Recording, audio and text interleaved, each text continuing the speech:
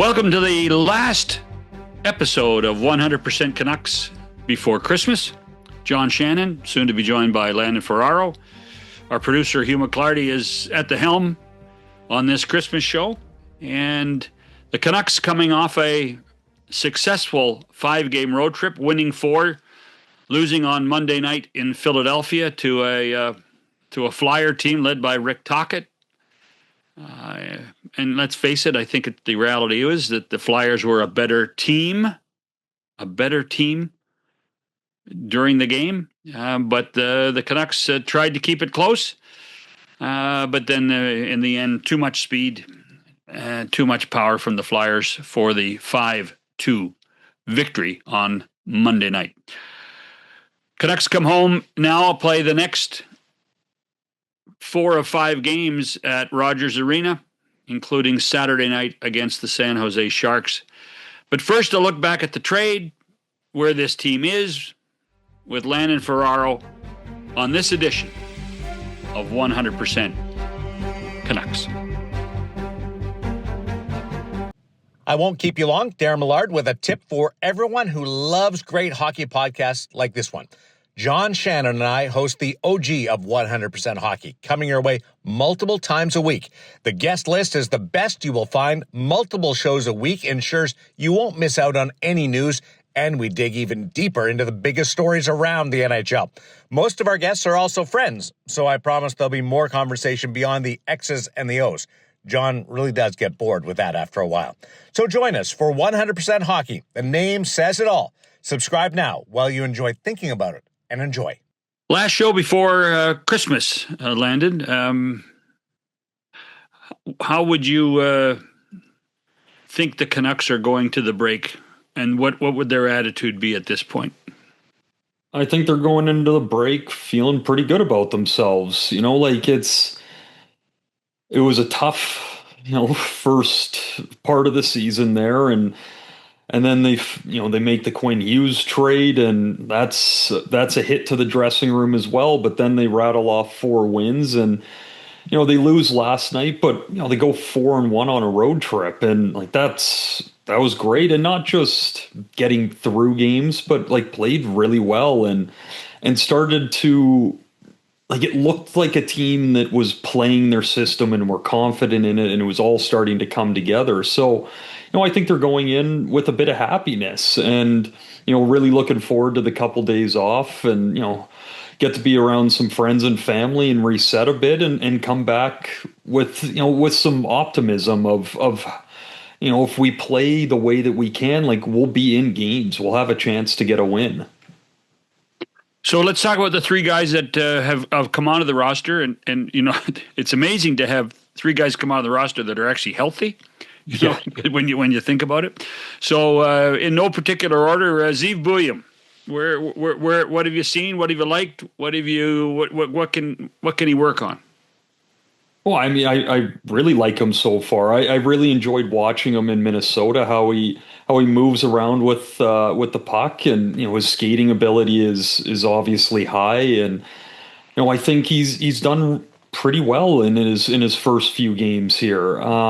He gets lucky the first game with his goal and all of that, but he's been moving the puck well. The power play's moving around pretty decent, and I think the part where I'm most impressed is his ability in the defensive zone. I think he's done a pretty good job, and he's not an overly physical player, but at the same time, he does a good job of closing and finishing and being able to hold the guy for that second to buy a bit of time, and he handles different parts of the game well. So, I think he's had a good start. I believe that he'll keep getting a decent amount better pretty quickly. I think he's a young guy that just got traded in his first year in the league, and for how he likes to play, he likes to have puck possession. He likes to make plays. But right now, I feel like he's moving it pretty quickly and kind of trying to distribute more than he normally would, because he's got a bunch of new teammates and he doesn't want them to think that he's a bit of a puck hog and all that. So I think as he gets more comfortable, he'll keep excelling and keep growing. Ogren came over. He didn't have a point this season. And in the first games here, like, he's got himself around the net. He's a really good forechecker. Last night's game with him playing with Carlson and Sassone, like Sassone's goal, like that was a perfectly executed forecheck, right? Like Ogren gets in, he's F1. Yep.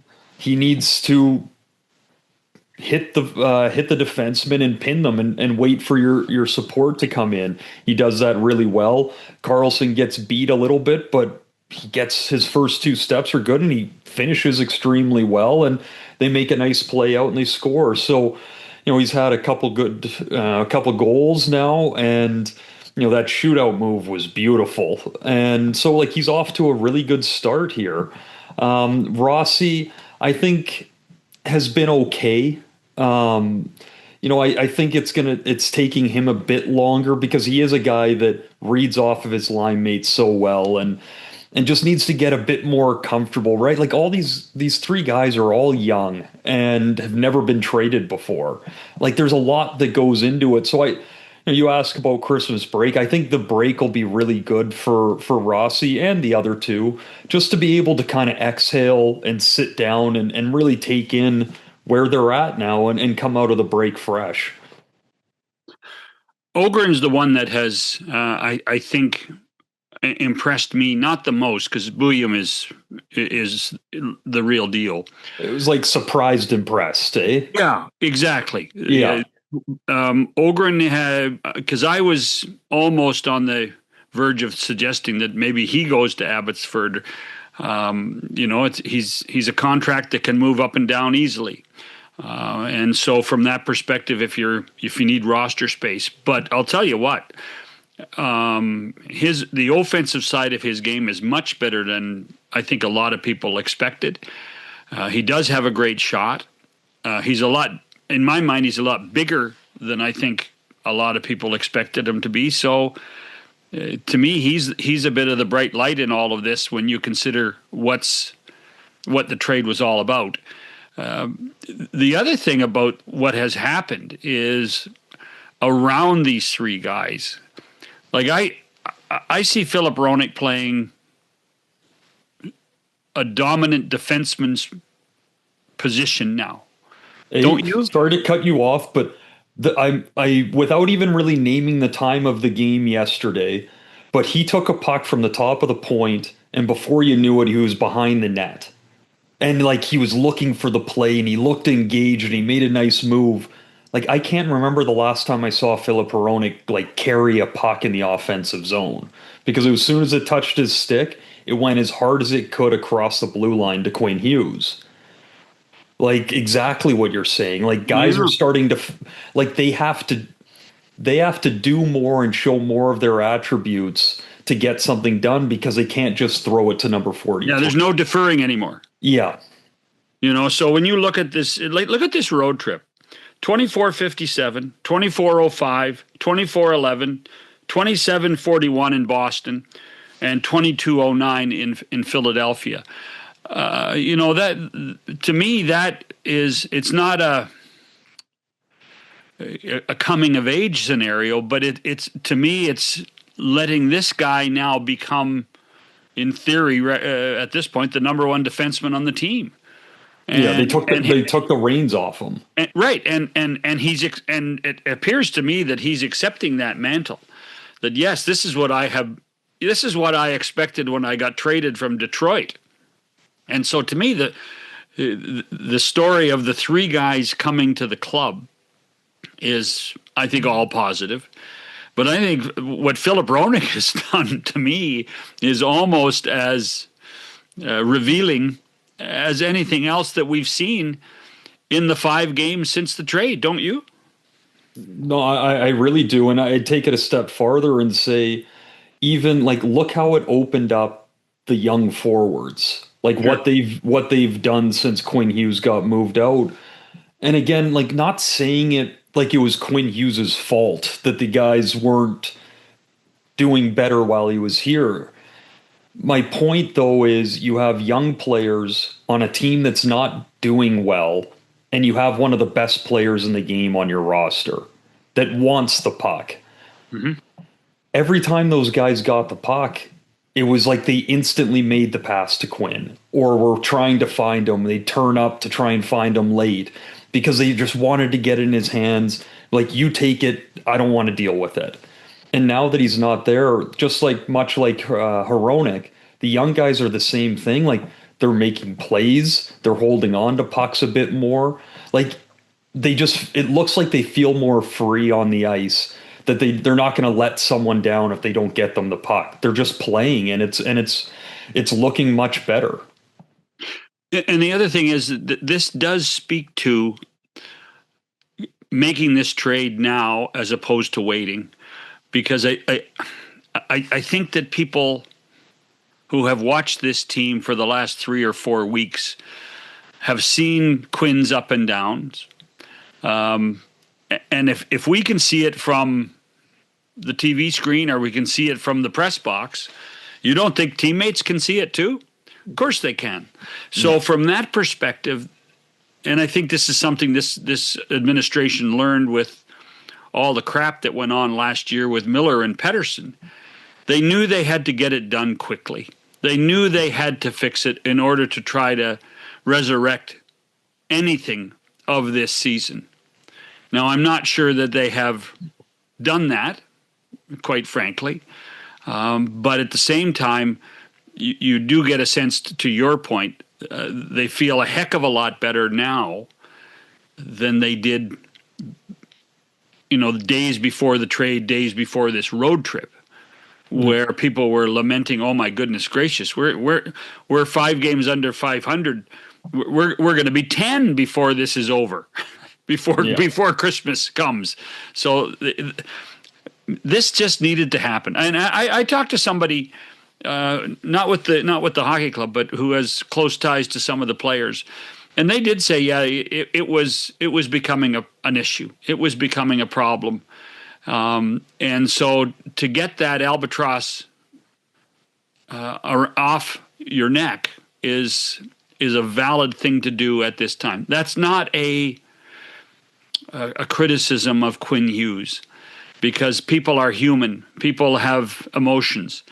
But it was best for the hockey club at this point to get it done. I think that that's something that this group can go to the holiday break and say, yep, you know what? I feel much better about things.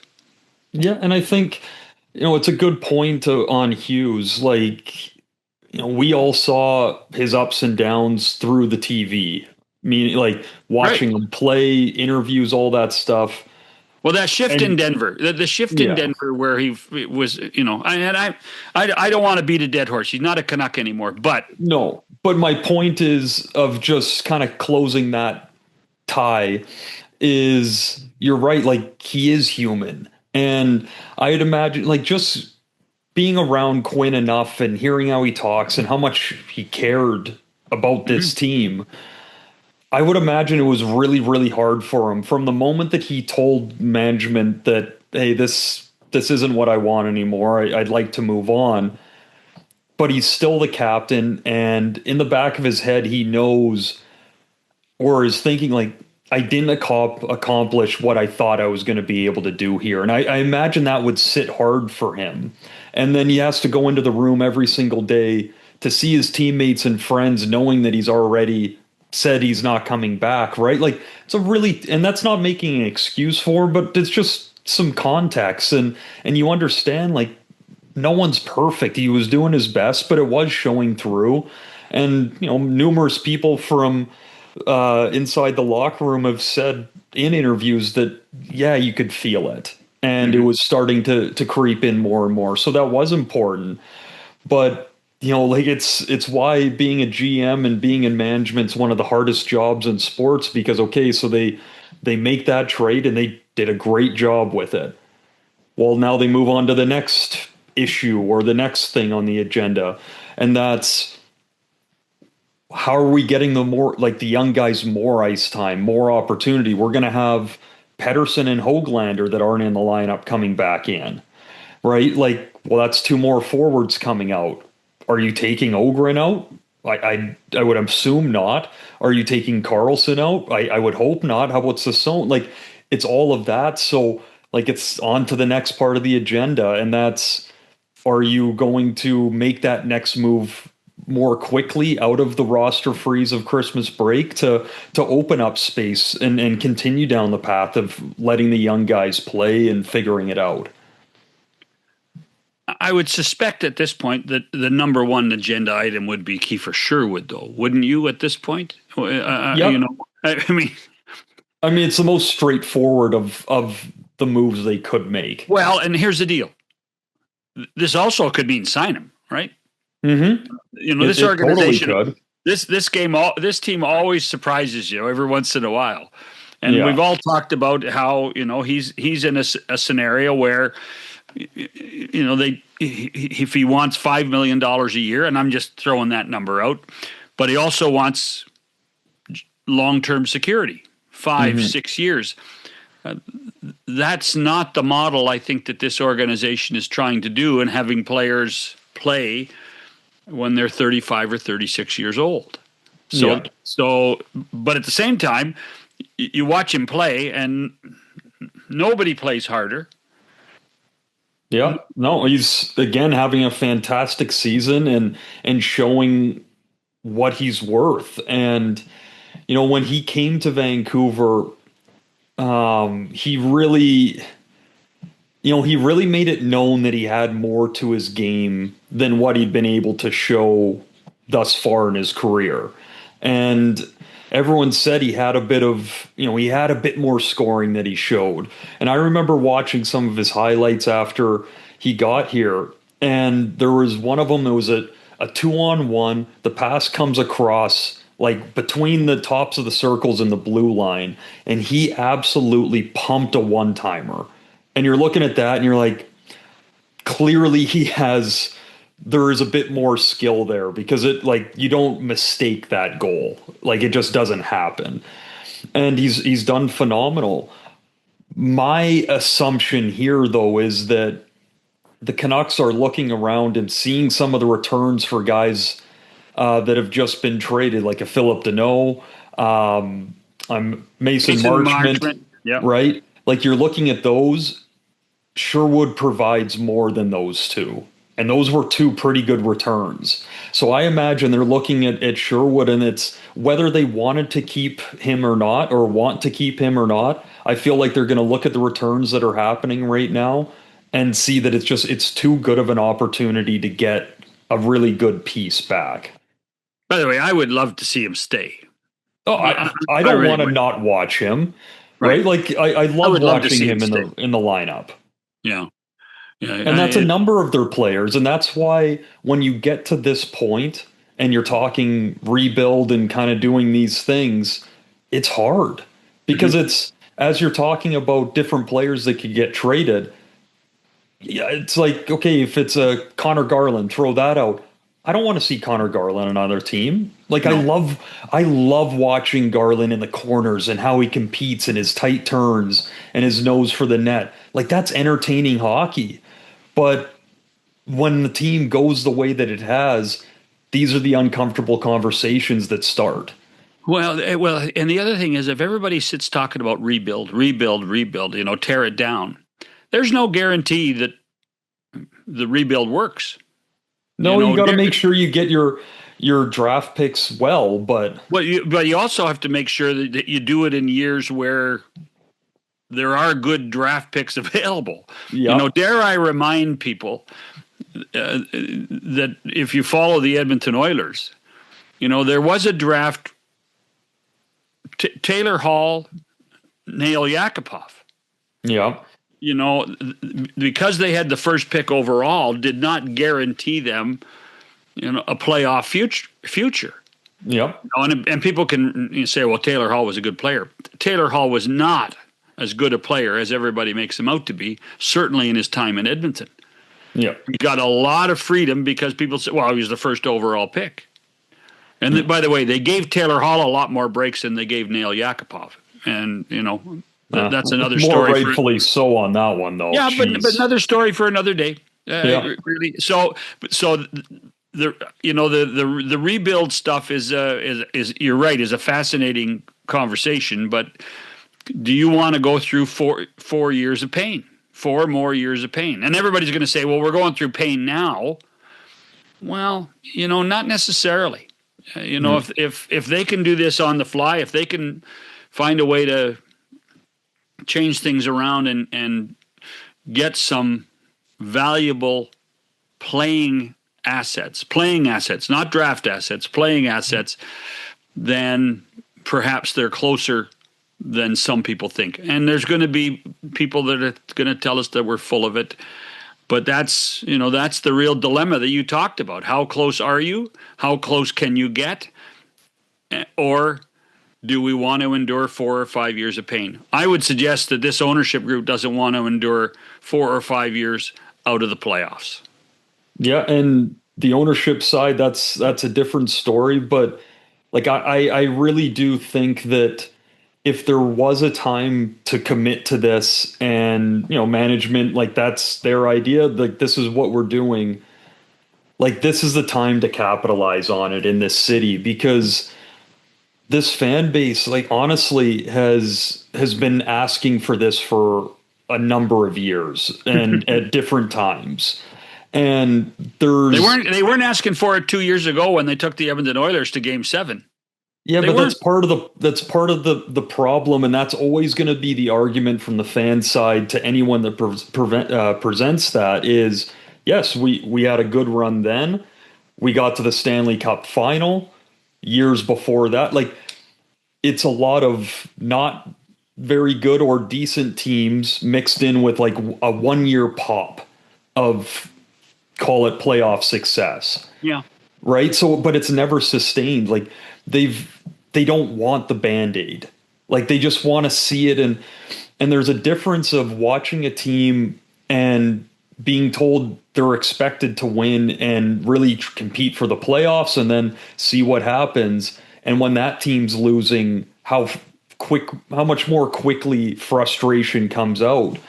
But if you finally turn that page and commit to it, well, now you're watching young players. Whether they win or lose is almost irrelevant at that point. You care about watching effort and growth in the young players. And that's where the hope comes from. And for a fan base that has been wanting it for so long, like, I think they would really be okay with that. It's more on the ownership side, because, again, they've wanted this a long time.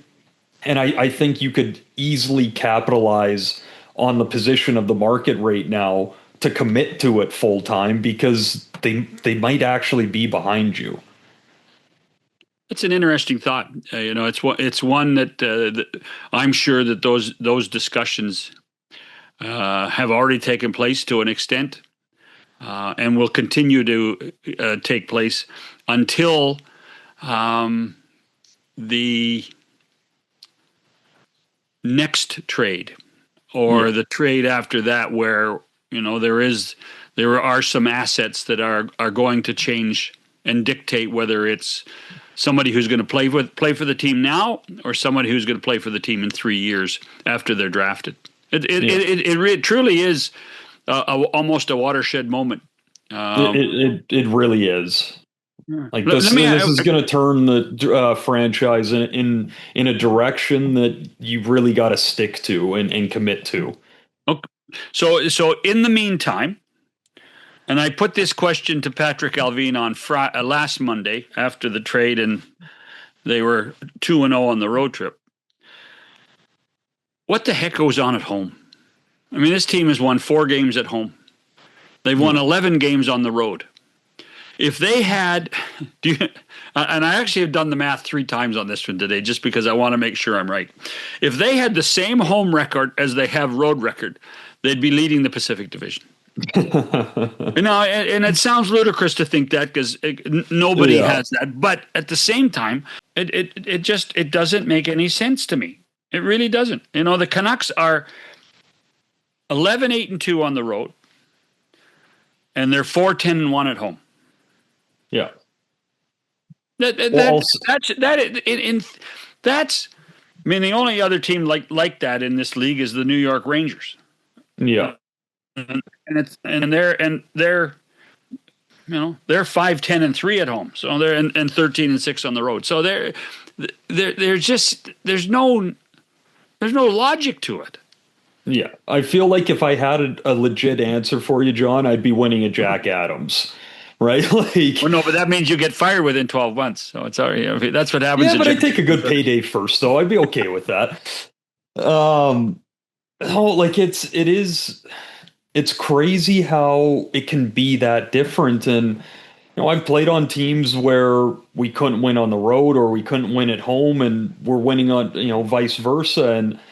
And you're sitting there and you're having meetings and you're going through it, and to the point where I've had a coach try to simulate being on the road, and we got to stay in a hotel at home the night before, and like doing all that. And to be honest, none of it worked. And you'd be, but it's called home ice advantage. I know, and it makes, but like again, it makes no sense. Like I remember at different points, like sitting in the dressing room before games, and it kind of pops into your head, and that's technically, like really realistically, that's the first reason that things might not go your ways, because you're already thinking about it. It gets in your head a bit, but I'm sitting there thinking, I'm like, everything feels exactly the same as when we're on the road. You got to the rink, I'd grab a coffee, I'd tape my sticks, I'd go stretch and start warming up, I'd play soccer, I'd come back in, tie my skates, I'd do a half a Sudoku or so, depending how smart I was that day, and then I'd put the rest of my gear on. And everything felt exactly the same. And then you get on the ice, and your team plays a completely different style almost. Like if you're a good forechecking team, all of a sudden you're like, no one's dumping the puck. And we're not using what we're good at. But it's nothing, like you try and go through it, but you can't figure it out. And then one day it just switches for the teams that it does, or it doesn't figure out. But then you get, say they go on a 5-game winning streak at home, they're going to get asked the question, like, what have you changed? Because, you've turned it around. And other than just cliches being thrown out, the real answer would be, I have no idea what changed. It's just working now.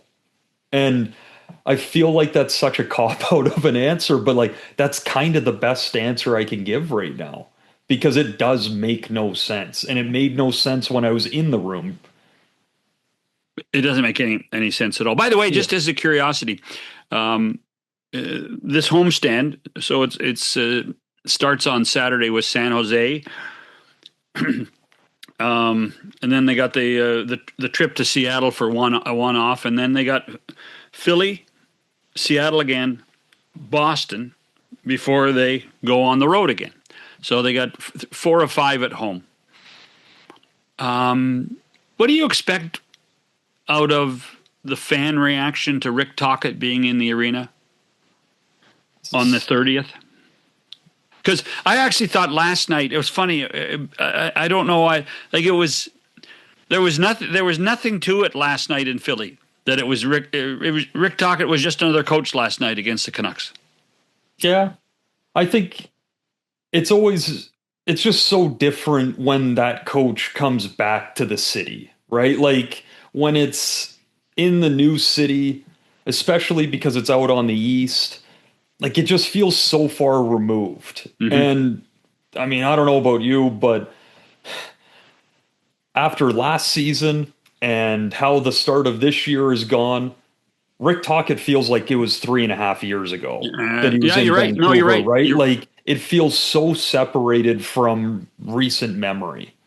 So that might downplay it a bit. I don't know. Like I imagine he's going to get cheers, like a good applause, but at the same time, he left, and some people in this city aren't happy about that. Because at the end of the day, like he did technically choose to go somewhere else, and he had good reasons, and all of that's fair, and it's fully within his right to make that decision, and good on him for it. But this city, for the most part, loved what he did with the team, but there is a good portion that, didn't like his more defensive style and felt like he kind of handcuffed some of the players.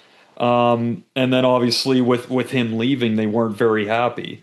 So I think it'll be a bit of mixed reaction, but I think it'll be mostly positive.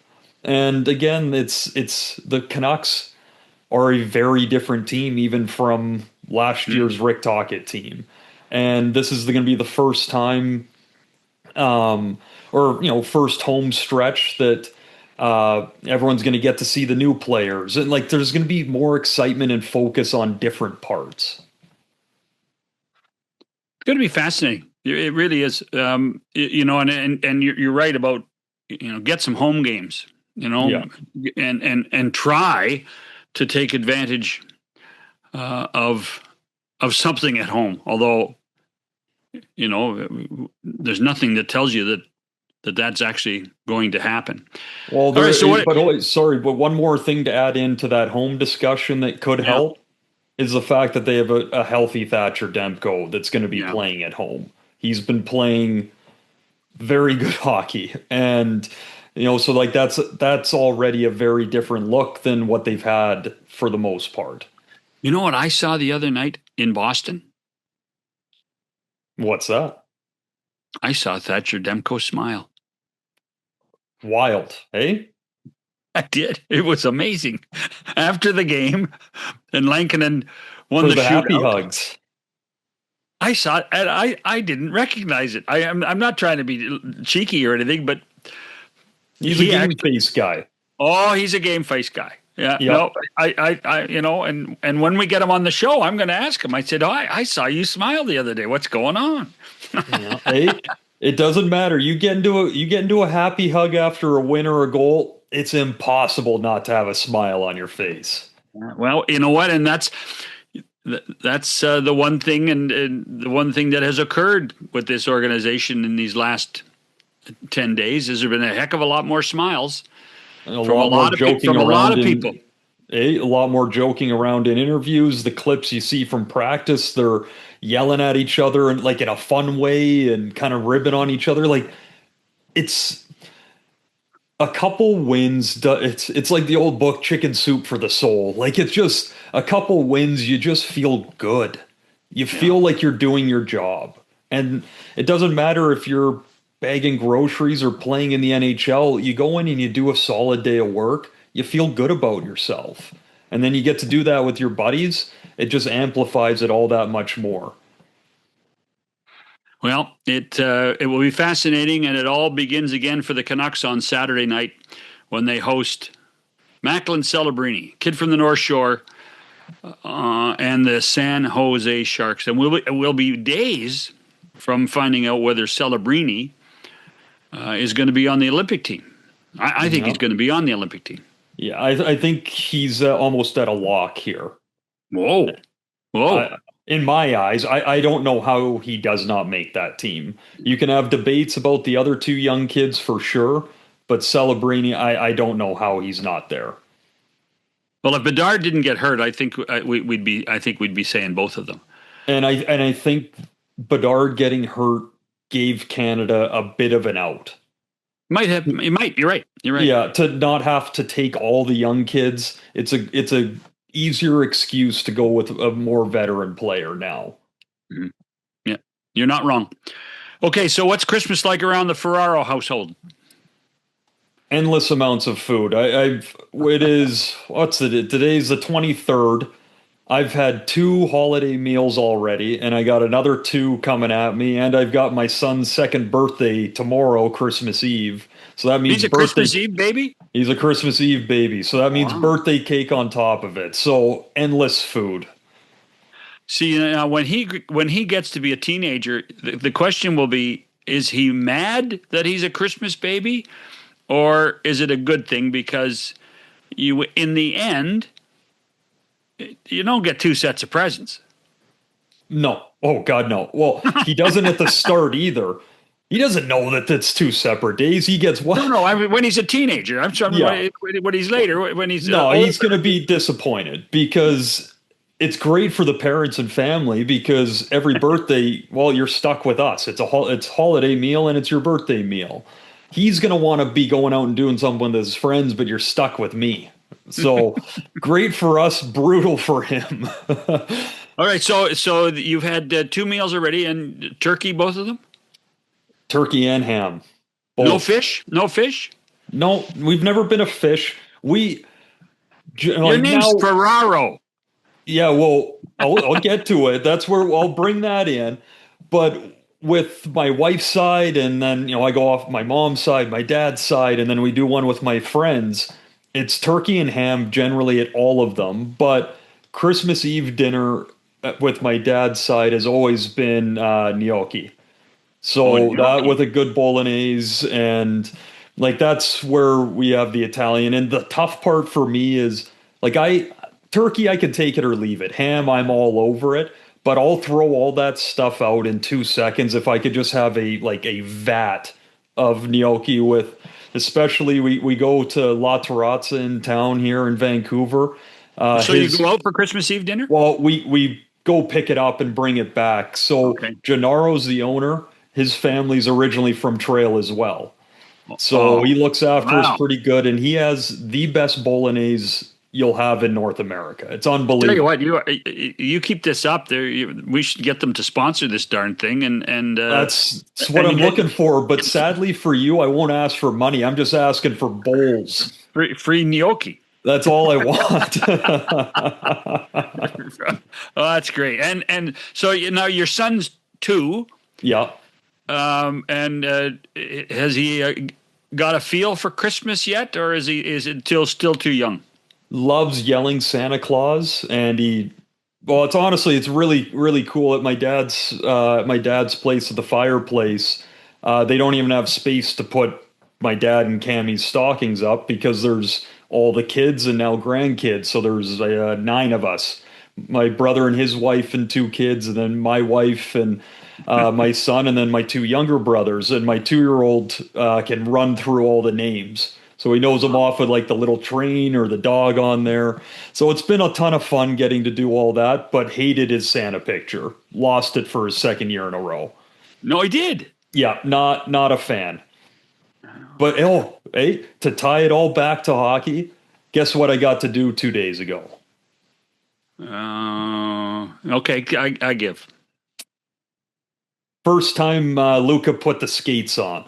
No. Yeah, just in the house, and I was really impressed. His ankles were holding pretty good, and then he had them on for like an hour. He would not take them off, and then since then, I put him up in the cabinet, and he keeps pointing up there asking for his hockey slippers. So now, living where you live, is there an outdoor rink you can go to? Is there anything you can go to? Yeah, down in North Van here, there's Lower Lonsdale, and they have like a little Christmas market down there. And Yeah. in the summer, there's like the big kind of gathering area, and it's like a little skate park type thing. Yep. But in the winter, they freeze it over, so there's ice down there. So I think just in the new year, we'll probably get them down there and see how it goes. Get Grandpa to do it. Grandpas are good at that. Yeah, Grandpa doesn't even have skates anymore. Like, I'm not even joking. We were just talking about it the other day. He's put his gear on, other than coming out and training me when I was younger, 3 times in 25 years. Wow. He's got no interest. He's got the fake knee now, and his ankle doesn't feel good. He's got these radio commercials for orthotics now. Oh, yeah, he loves his Kintec, that's for sure. You know what? Apparently, every member of the family has them.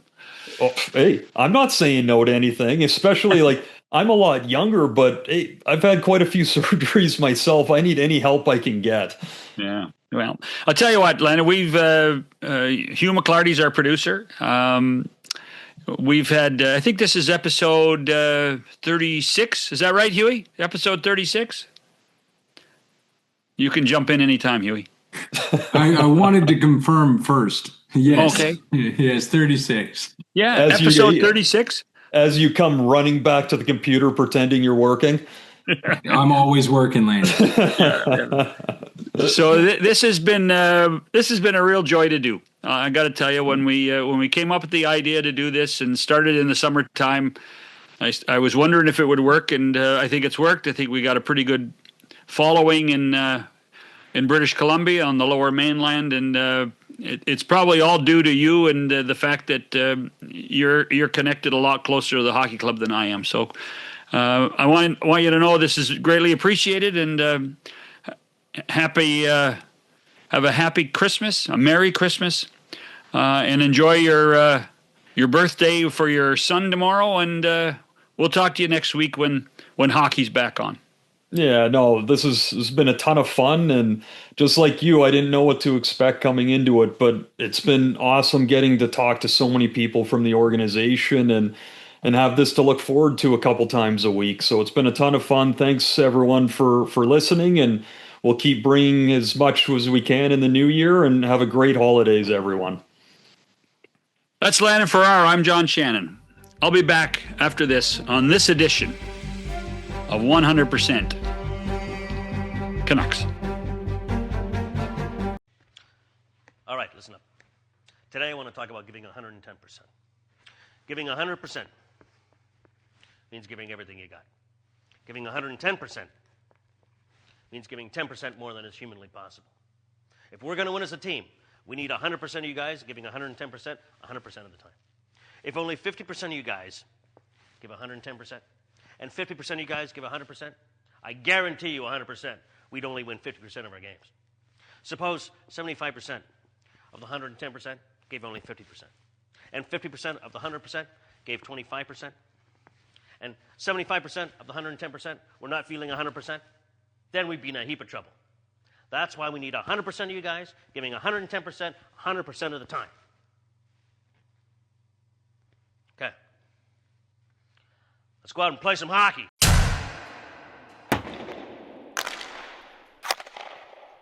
Well, you know what? Landon Ferraro wasn't supposed to be part of the podcast, but then during the commercial break, he buried the lead because he actually has a picture of his son Luca in his skates, right? I do, of course. I mean, I'm a proud parent. You get the phone out immediately. Come on now. Let's see it. That's little Luca right there. Oh man, you're right about the ankles. Yeah, they're holding pretty good. And then actually, as I say that, the best part was when he demanded that his helmet went on as well. Oh. So then we got to this. So now I noticed there's not much of a curve on that stick. Have you decided what he's going to be, a left hand or a right hand? What are you going to do? So he's a righty. Well, can't you make it? Do you want him to be a righty?